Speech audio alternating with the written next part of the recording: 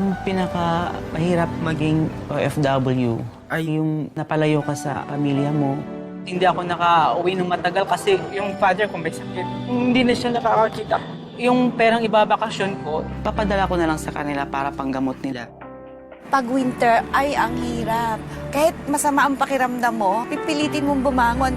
Hindi ako basta makauwi kahit gustong-gusto ko. Meron po akong binabayarang bahay buwan-buwan at ang aking mga anak, sa aking lahat sila umaasa. Malungkot kasi ako lang mag-isa eh. Hindi ko nakita ang bunso ko na iniwan ko 1 taon lang siya.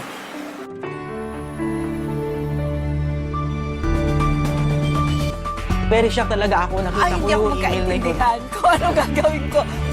Makikita ko ng pamilya ko.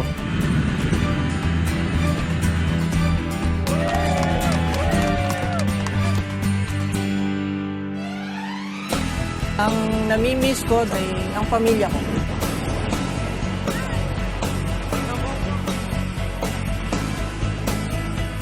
Yung pinaka-miss ko sa Pilipinas ay yung pag-celebrate natin ng Pasko. Sobrang saya ko. Hindi ko may paliwanag. Pilipinas na ako.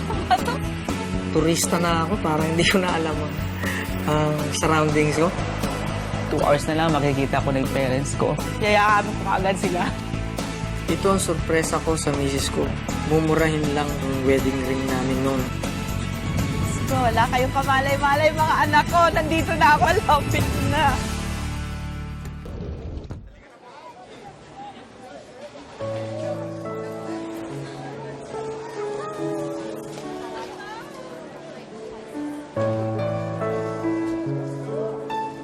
Balang araw mawawala ng paningin niya.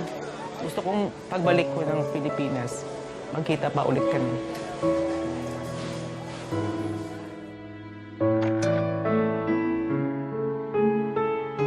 Gusto ko na mayakap pa aking mga anak at apo. Hinahanap-hanap nila yung aming bonding. Ngayon na nandito ako, dodoblihin ko yon.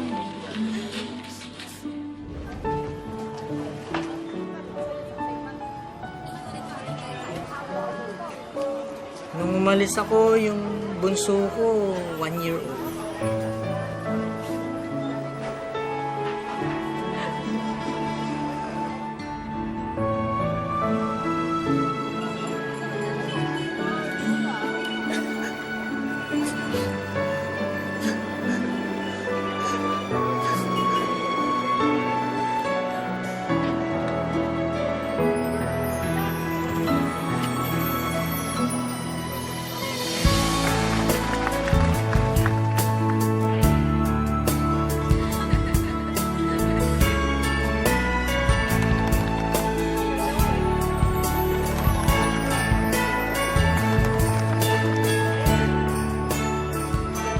The highlight is being with them.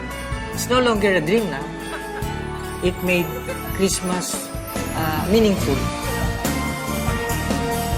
At last nabuo kami. Masayang-masaya ako.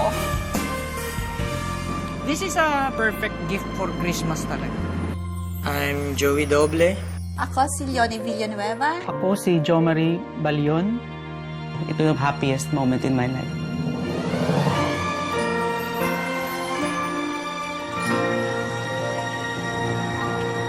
Nagbiyahe tayo, kasama ang pamilya, barkada at buong grupo para mag-enjoy ng todo.